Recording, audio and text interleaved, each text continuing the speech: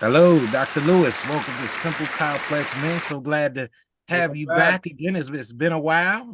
I know, I know. Yes, sir. Yes, sir. How's everything been going? How's the family? Family's doing well. Everything's going well. We just completed the Holy Week fast, so I'm feeling Oh, pretty good. You oh, know. praise God. Mm-hmm. That's wonderful. Yeah. That's wonderful. Yeah. That's wonderful. Well, we're excited. We understand you got some a good topic Right. to talk with us and share some information with us today and bless us and the viewers. So Yes. we're not going to belabor anything. We're gonna jump right into it. Let's go for it. All right. So, I have my cheat sheet here that has all my information. So, I'm ready. So, we're going to talk about prostate health and colon Okay. health. Especially with prostate, I may spend a little bit of amount of time on that because this is something that's affecting our men and it's getting Yeah. worse. Yeah. It's getting worse. Yeah. So I want to first talk about, give y'all a clear vision on how the prostate looks, what's normal and what's abnormal. That way we can have a general idea of what's going on, especially if you know someone or if you have, if any of you have any symptoms, you have an idea of what's going on here. Okay, so we can pull up the slide. Okay, so this is normal. As you can see, we have our bladder, okay, that holds our urine. Okay, if you look down the center, that's our urethra tube. On each side here and here, this is the prostate glands. Okay, so the function of the prostate is to regulate the flow of urine, also hormone production. Okay, and also help transport sperm and seminal fluid as well. Okay, so what you see here on the left side is normal. Over here on the right, this is abnormal. Okay, now pay close attention to the prostate gland. You see how large that is right here. Yeah. Okay, all right, that's not good. Okay, and if you look Okay.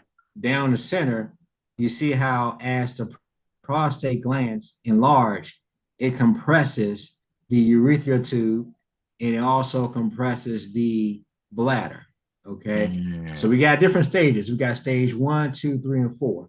This looks like either stage 3 or 4, because stage 1 starts off as a small, a localized enlargement that's on a small portion of the prostate gland. Okay. All right. So that's usually picked up through prostate screenings with the digital rectal exam, the PSA test, which stands for the prostate specific antigen. So the sooner the better. When it's at its earlier stages, we catch it as earlier stages, it is treatable and curable. All right. Okay. Stage 2, that's when the cancer gets large, but it still stays localized on the gland. Okay. It doesn't spread anywhere else. Not until stage 3, that's when it starts to spread or compress the bladder. So that's when we have symptoms like frequent urges to go to the bathroom, but we can't let everything out. We can't completely eliminate the urine. Okay. We feel like we have Mm. to force it out, and there's a resistance to flow. Okay. Stage 4 is pretty sad. That's when it begins to spread to the other organs of the body, especially the bones, liver, and lungs, and then it can become fatal. Mm. It can become fatal. Yep. Okay. Wow. Yeah. So let me give you all the causes of this, okay? Because here's what happens. The risk factors are age, okay? As we get older as men, our testosterone levels begin to decrease, but our estrogen levels increase. That can enlarge it, okay? Um, we also have a hormone that increases called DHT. That's a hormone that attaches to our hair follicles. And that's what causes like the thinning of our hair right on the crown of our head. Okay. When So that that goes so up, that okay, so that explains why Brother Will is dealing with what he's dealing with. Okay. Okay. Thank you, Dr. Lewis. I appreciate it. yes, yes, We was yeah, looking for some clarity. God Better said, watch it, brother. You about to have every bald and middle-aged man come up for you. exactly. That as soon as we get in our 30s, that's when we yeah, yeah. see it thinning out right here. Hey, you see, I got Okay. this hat on, so it's Exactly. You know, so that's when that can enlarge it. Um, a high level of a spike in insulin can do it. Diabetes, obesity, because obesity, produces the more adipose fat we have around our abdomen region, that can also produce a high amount of estrogen. Okay. There is some research out there that haven't came to the final conclusion yet that dairy can do it. So that's still pending. Okay. Processed foods that's high in sugar can do it. And we also have to be aware of foods or snacks that has soy in it, because soy produces estrogen and that can enlarge the prostate.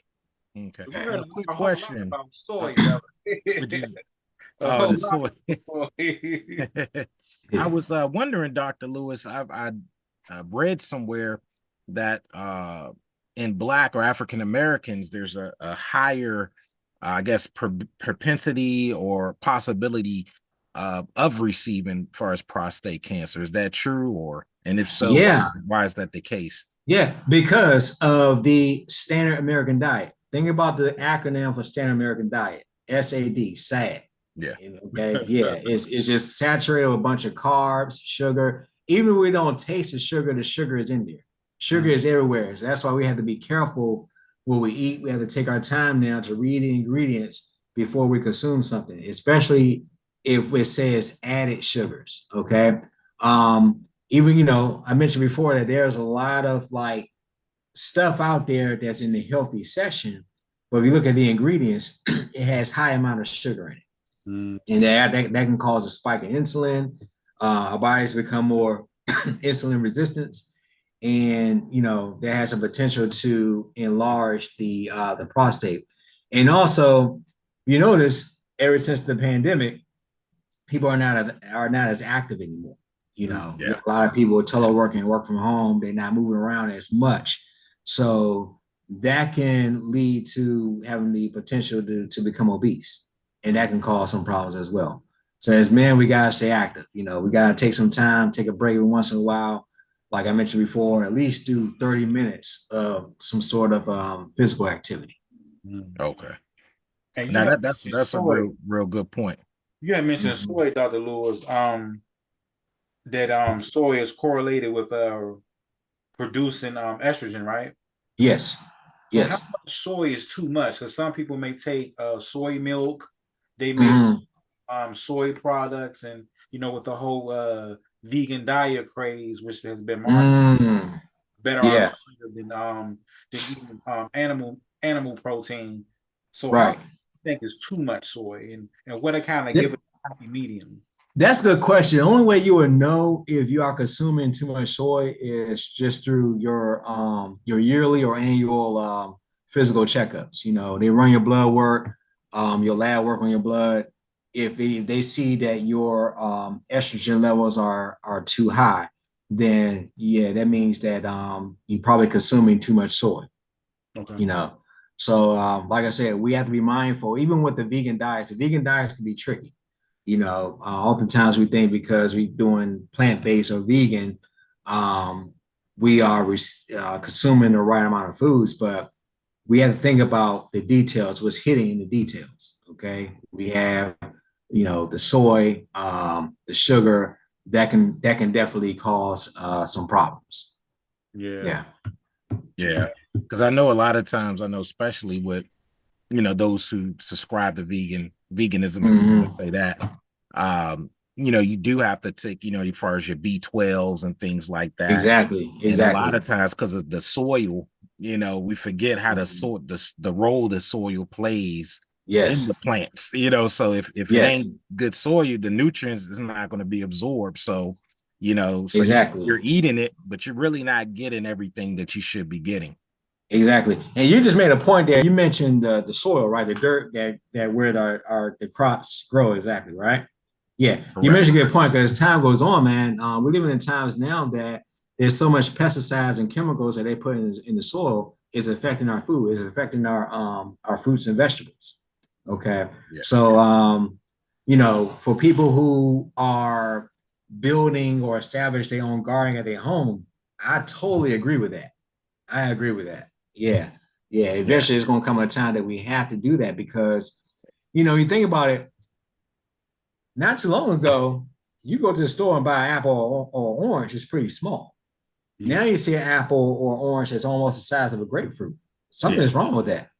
Yeah, something is wrong with that. I just had one. Yeah, something is wrong with that. Look at the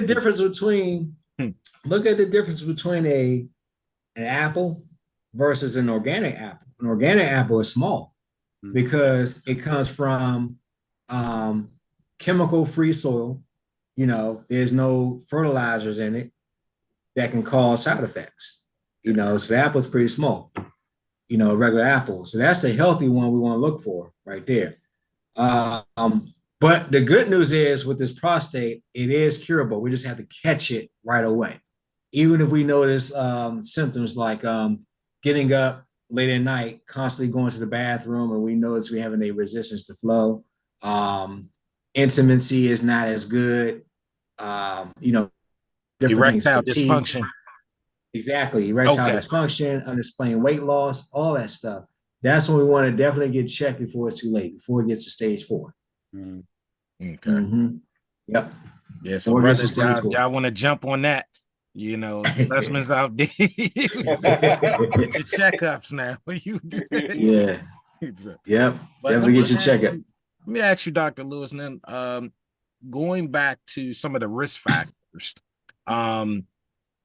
Now, far as I know, we talked about in African Americans in terms of them, us having a higher propensity. Can you speak to the importance of really knowing? And I think this is where a lot of us mess up is not knowing our family history as that's it another one to these diseases and things that occur. Yes. Yeah, we have to do some research in our family history to know some of the health challenges that occur in our family. That way we can get checked and make sure we don't have that problem. Like, for example, in my family, there's diabetes on my mother's side of the family, hypertension and diabetes on my father's side of the family. Okay. So I'm fully aware of that. So that's one of the reasons why I stay active and, stay serious about what I put into my body, because that can be in my gene and I can pick up on that as well. Okay. Now, if we do have, for example, family history of prostate issues, is there a possibility we can get it? Yes, but we can keep it under control with our diet and also exercise. We can keep it under control, versus someone who has a family history of, everyone's fine, there's no health challenges, then some people are fortunate to eat anything that they want and they don't have any issues, because those genes are like, for example, a drain. Whatever they put in their body, that drain is just going to drain it out and they're fine. Versus if we have a family history of prostate cancer, colon cancer, hypertension, diabetes, you name it, if we consume something that has, for example, a high amount of sugar, that drain is like it's being clogged and it's just holding it. And our bodies become more resistant to insulin. It's not, the numbers are not going down as far as our levels of high blood pressure, cholesterol, that type of stuff. So we keep it under control. That kind of opens up that drain and it begins to let it out. Yeah, so we have to be aware of that. Wow, that's a good example. I like that example, Dr. Lewis. That's good when you talked about knowing your family history, because there may be some things that we're subject to from a biological aspect. Like, yes. So it's like, you may eat like have a Twinkie or something, and you wondering why you feeling a little lightheaded. Like, oh, everybody loves a Twinkie. What's happening with me? You know what I'm saying? Yeah. That drain. Well, now with that, it can go both ways. It can be family history, or it can be the formula that they change in the Twinkie. Think about the Twinkie we had back in the 80s and 90s. You know, no problems at all. Yeah. One, because we were young, we were kids back then. Because, you know, the formula was different. Everything was authentic. Everything was real. Yeah. Now they putting all these chemicals in there so it can last for several months in the vending machine. Yeah. Definitely. Yeah, it's been sitting in there 6 months. Like, yeah, it's fine. Back then, you know. Back then, if you buy a Twinkie, you know, you got to put it in the refrigerator or the freezer to keep it fresh. Now you can let it sit in the cabinet for a long time, you know, until you get extremely hungry, then you go for it. And then you got a different feeling like, whoa, I'm not feeling too good now. Yeah. See? So it's chemicals. Like, we eat food high in preservatives, but it just decreases our preservation ourselves. Exactly. I mean, yeah, I'm a firm believer that, you know, there's value in old school. Sometimes we have to go back and, you know, make our stuff from scratch, you know. I'm not on a strict diet. It's okay to eat anything, but it's all about how you make it. And I believe if you make it on your own, you can gauge it. You can gauge the amount of ingredients you put in there, you know. Yeah, it's funny. I was chatting with someone today, and we was talking about meat. You know, I was mentioning, was having a conversation. You know, and of course, you know, Resurrection Sunday just passed. I'm sure everybody had a good meal. So you talking about food the next day, and one thing he was talking about, you know, because I guess he felt like, you know, hey, I have to eat meat, and I say, you know, the thing about it is, it's not necessarily eating it per se. It's really, you're talking about the quality and the quantity. You know, the quantity, our body, we're not even, our teeth and things are not even created to just be constantly eating meat.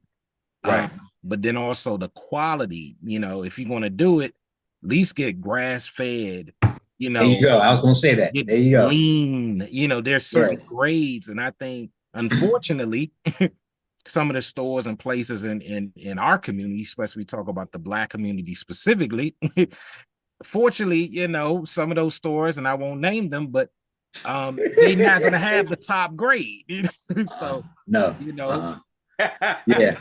And I'm glad you mentioned that, because that's one of the causes of colon cancer. You know, processed meat. And also, either you buy meat that's fresh, it's all about how you cook it. You know, it's getting nice outside, springtime, so you have more people cooking out on the grill. But if they do it, you know, more often throughout the spring and summer, buy a fresh piece, even if it's grass fed, put it on the grill. The grill creates something called carcinogens, which leads to colon cancer. So it's all about how we cook it, and the quality of the meat, processed meat. Like I said, going back to, people are putting chemicals and stuff, growth hormones in that meat that not only causes colon cancer, but going back to the prostate cancer. Yeah. So propane is better then, huh? Say it again. So propane is the better alternative? It can be, yeah. It can be. We gotta pray for Brother Will. Whatever's going. We gotta be sad that. diet hey, over there. Man, I'm the grill master in my family. You come up for me now. So since Will comes out there with his robe on, his apron. Oh, really? And it has grilling for Jesus on it. I like that. I like that. You know? I got the Darth Vader robe for those who want to go to the dark side and get the dogs a little bit charred up, you know. For barbecuing. Darth Vader. I have to check you out, Will. Okay. Hey, man. Okay.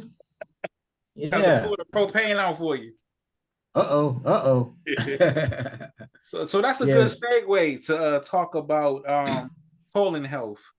Yes. Let's talk about the function of the colon, then we can put the slide on that. Okay.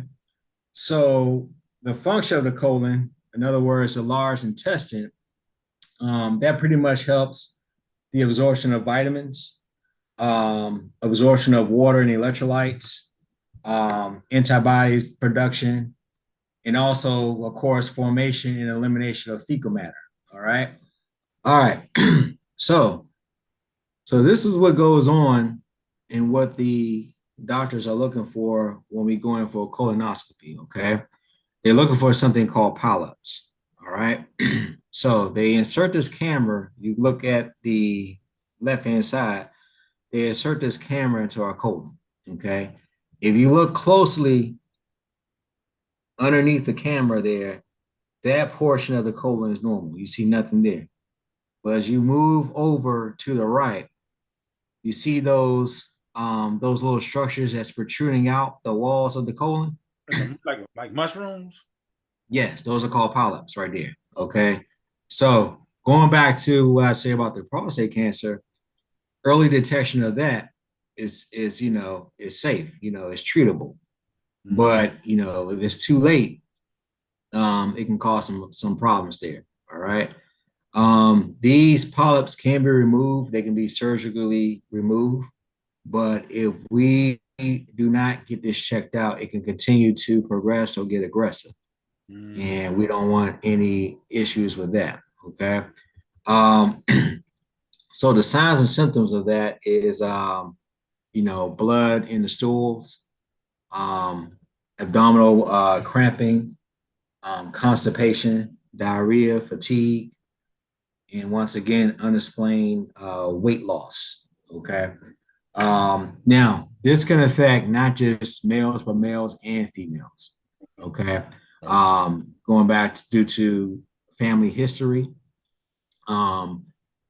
As we age, the cells begin to change their DNA structure or coding, and that can convert over to foreign cells that can cause tumors to grow on the walls of the colon there. Okay. But going back to like I said, the standard American diet, once again, that can cause problems because the standard American diet is lacking the amount of fiber that we need. We need our fiber. We get our fiber from most of our fruits and vegetables, plant-based diets, to stay eliminated, to keep the walls of our intestines healthy. Okay. Question, Dr. Lewis. What is the what do you recommend far as for fiber? I know a lot of people, they may get anything from Raisin Bran to the actual maybe they think, okay, get them 100% wheat bread or buying the container fiber 40 or fiber 50, whatever the name of the brand is, right. What do you think is the primary source do you recommend for us to intake? Good question. For me, the primary source is most of our greens. All right. Because with the standard American diet, we don't get enough greens. I notice now, if you pay close attention, whenever they advertise food on the commercials, or you see a dish going across the screen that looks good. Yeah. Have you noticed that you barely see something green on the side? Or you may see like one piece of lettuce or spinach on the side, one piece of broccoli. Yeah. There's a favorite restaurant that my wife and I like to go to, and I order a meal, salmon with the broccoli. But I noticed that I had a larger piece of salmon and only like maybe 5 or 6 chunks of broccoli. Wow. So we gotta have more greens. More florets. Yes, more greens. So we get our fiber from that. Now going back to the wheat and the grain, grain has something. We gotta be careful with the grains because grains and wheat has something called lectin in it. Lectin causes something called leaky gut syndrome. We don't want that. We don't want leaky gut, which means that it affects the walls of our gut, of our colon, and it causes the bad bacteria to leak out. It can cause other problems. Okay. So we have to be very careful with that. But so, we get our fiber from most of our greens, most of our fruits. If you are into juicing or making smoothies, make sure that you use the blender, the Vitamax, the NutriBullet, because when you do that, you get the pulp with the fruit juice. The pulp has the fiber and the antioxidants that we need to keep ourselves regular. I don't recommend the juicers because the juice, you get nothing but the sugar that comes out. You know, you juice apples, you get nothing but sugar. That's not going to do much. Yeah. We are getting our vitamins from the juice, but we're not getting our fiber. Yeah. Okay. Well, that's a good point, Dr. Lewis. And you just stepped on my toes. I just bought a juicer, Dr. Lewis. So I feel like I need a refund now. I feel like I hope you didn't take out the box. No, it's still sealed up. But you know, I will say I do have other, you know, type of blenders, different things. So I wanted to add that to the mix. But I know there are creative ways. I've seen people take the pulp and do different things. Right. I was going to tell you that. Yeah. If you don't want to take it back, I mean, we can do this is like take the pulp, mix it in with your juice and shake it up real good. And then just store it in the refrigerator overnight. And it's still pretty fresh. Drink it and you're still going to get the benefits that you need. It's just that with the blenders, you know, you get everything coming in all at once, you know, versus, you know, then you got to take your pulp, add it to your juice, shake it up real good so you can get the benefits that you need. Okay. So I just basically wasted my money. In other words. Thank you. There's no alternative. There's no alternative. You know. So you was talking about being. I started off the same way. I started off juicing carrots and stuff, and I'll take the pulp from the carrots and make carrot muffins. You know, I was doing all that stuff back in the day, and then I realized I said, "Wait a minute!" As I did my research, I'm drinking nothing but sugar. So, yep. Because what the fiber does is that it cuts the sugar in our bloodstream. You know, so fiber does a lot of things than just our digestive health. It helps reduce our sugar levels in our blood. It helps reduce our cholesterol. Fiber does a lot of things. So it's like a chaser then. Exactly. Come on, brother. We got to pray for Brother Will.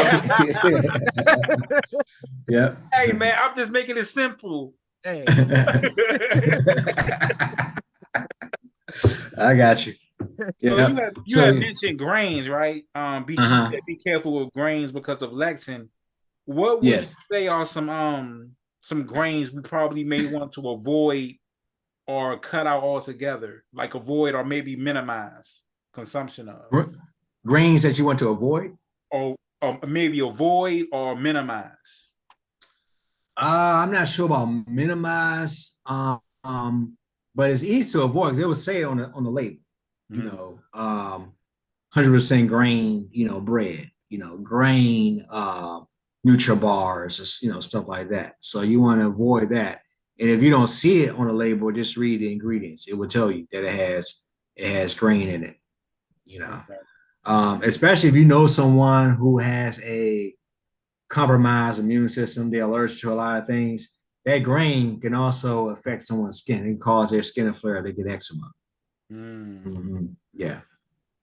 What about? Yeah, and I'm a witness of that. Because I heard people talk about oatmeal. Like a lot of people that I know, they talk about how oatmeal kind of like affects their gut in a way, like give them like a bloating sensation and things of that nature. So is there like any issues with oatmeal and maybe correlate with last time I checked there is, because our body doesn't process oatmeal like it should as humans, you know. Certain animals can process it, like horses, but our body doesn't process it. So it does cause bloating. It does cause leaky gut. For me, my body doesn't agree with it, you know, because, you know, if you put oatmeal in a bowl and leave it out, you know how it hardens. Yeah. Yes, that's the same thing that happens in our digestive tract. It hardens, and then we find ourselves not being as regular as we should. And then we start feeling fatigue, you know, a little sluggish here and there, you know, because that heavy oatmeal is just sitting in our system. Yeah. That's a good point, Dr. Lewis, because I'm glad you mentioned that, because my daughter, you know, she's 4, and that's her favorite thing. You know, she always says, you know, she wants some porridge, you know. Now I don't know. I'm like, were you born in England or somewhere? But that she loves to say that. Yeah. And but she really loves that. And so you making me think though, because I know it's always been a thing with the type of oats and whether it's steel or cut and etc. And so, but I know she does like that, but that does cause me to think that I may have to pull back on that, especially with her gut, at her age as well. But she just really loves it. Kids are different. I used to love it myself as a kid, especially instant oatmeal. I would eat that. I would eat cream of wheat, and I'll still be fine. I'll still have my energy, the regular. As I got older and ate that stuff, all I want to do is take a nap. Yeah.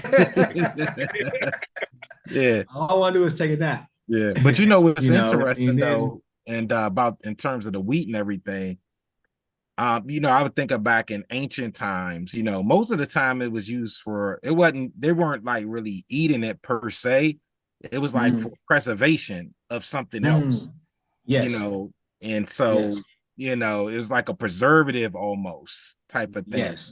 So it makes sense why it may stay in us so long. Right. I know last summer I did speaking of the colon did with the hydro, I guess colonomics or something to that effect. And where they pump it through, push everything out, out of the large intestines. The large intestines, yes. Which of course, and you could talk about the small one, which is a little different, but but what do you think about those type of things? Do you think it's recommended for people to do that every year or every so often to kind of clean, or just take some, certain plants or put some herbs together and kind of flesh it out? Or what do you think about that? If you have if someone has a history of colon cancer and they're older, I'll say like 55 or 60, they may want to consider something like that. They always having their bodies are very sensitive to certain foods. Like they just eat a small portion of oatmeal, for example. They're constipated. They're not going as much as they should. They are always fatigued. And like I mentioned before about the symptoms, blood in their stool, they may want to consider something like that. Okay. 30s, 40s, like I said, long as we keep enough greens on our plate, we're getting the sufficient amount of fiber that we need, and we don't have those signs and symptoms, then, we don't have to go through all that stuff, That stuff can, those type of procedures, man, that can drain you. That can pretty much make you tired, fatigue, Yeah, so it's just a lot. I mean, other things can do it: alcoholism, smoking, advanced age. We already talked about the processed meats that can actually affect it as well. So about colonoscopy, how often should a man have that? Once we get age 45, age 45 once a year. Okay. At age 45. Now, with the way things are going, standard American diet, eventually it may start decreasing at age. They may, recommend it to what? 42, 40, age 40. Because it is starting to affect the younger generation. Because people are not as active as they used to. You see kids sitting around playing video games all the time, eating anything, especially over the summer. They're out of school, so they're gonna stay up all day and night playing games, eating all types of stuff, and they're becoming more obese. And we have our younger generation now. They starting to have issues that most people in our older generation are having. Okay, so it's starting to skyrocket. It is. It's starting to skyrocket. Yeah, I'm starting to hear about a lot of middle schoolers, even preschoolers to some degree having insulin resistance. Yeah, because of, like I said, the lack of physical activity. Yeah, because that was the thing about us growing up. We may sit up there with our big old bowl of cereal watching Saturday morning cartoons. Right. But after that, we was outside riding. We're outside. Football. Right. It's very rare I see kids now riding bikes. And if they are riding bikes, they're on their way to someone's house to play video games. Yeah. You know? So they ride 10 minutes to spend 10 hours. All these bike lanes, I'm not saying down. no children. I was standing outside one day and I just happened to pay attention to where these kids were going on their bikes. And I just kept looking. I say, oh, I see. They about to go play some games. So yeah, it's very rare, you know. You see kids outside in the yard playing football or you know, basketball. So it goes back to educating our children the value of eating right and staying active. We got to start them off young so they can continue to, you know, so that can be instilled in them as they get older. Yes. Wow. That's good stuff. Well, that's awesome. Well, we definitely appreciate you. I mean, coming and talking, you know, about the colon and prostate. Because like you said, I think it's just so vital, especially for the African American community. Since we tend to have the propensity for a lot of these diseases and things that take effect in the society.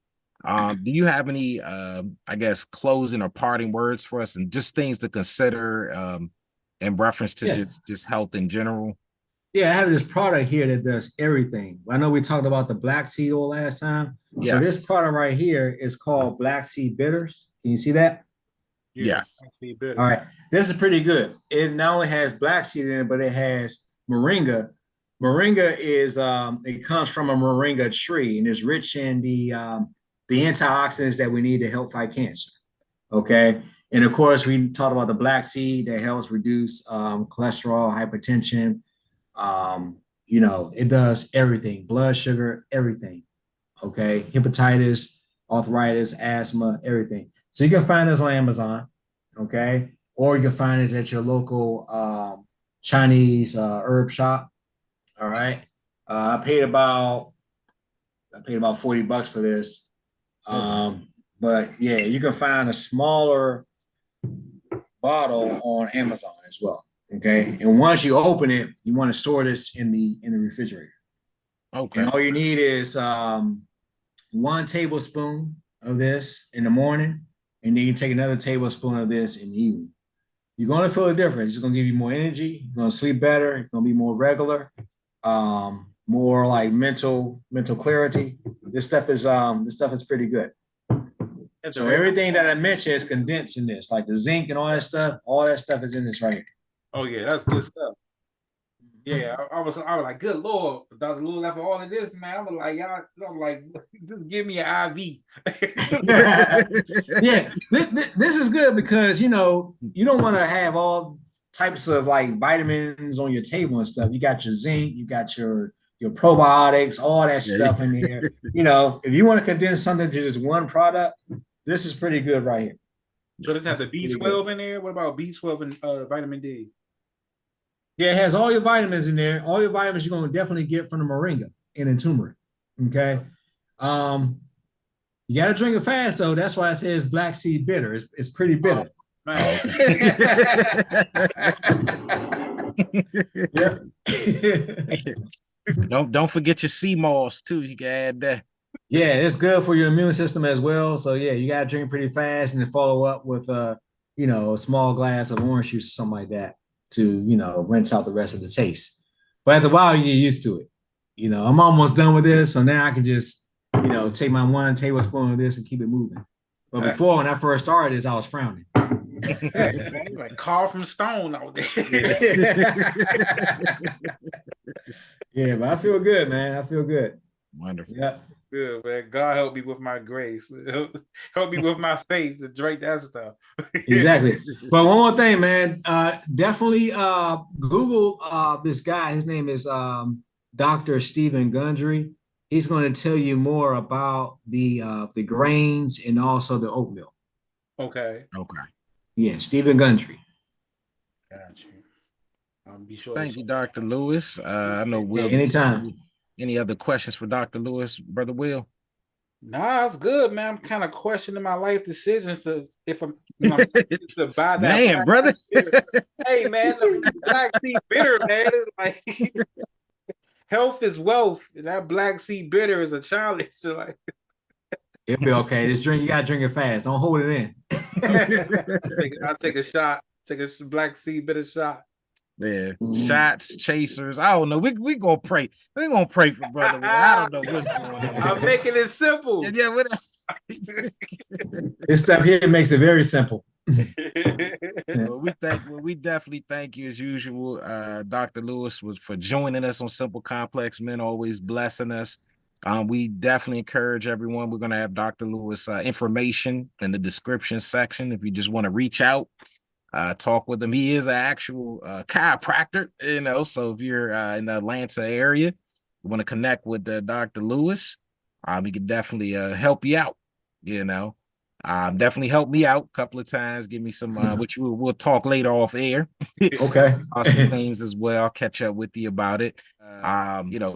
Thank you for coming and joining us. And with a Simple Complex Men, I'm Dee. Will. All right, Simple Complex Men. We'll see you on the next episode. All right, be blessed, everyone. Thank you, guys. Anytime.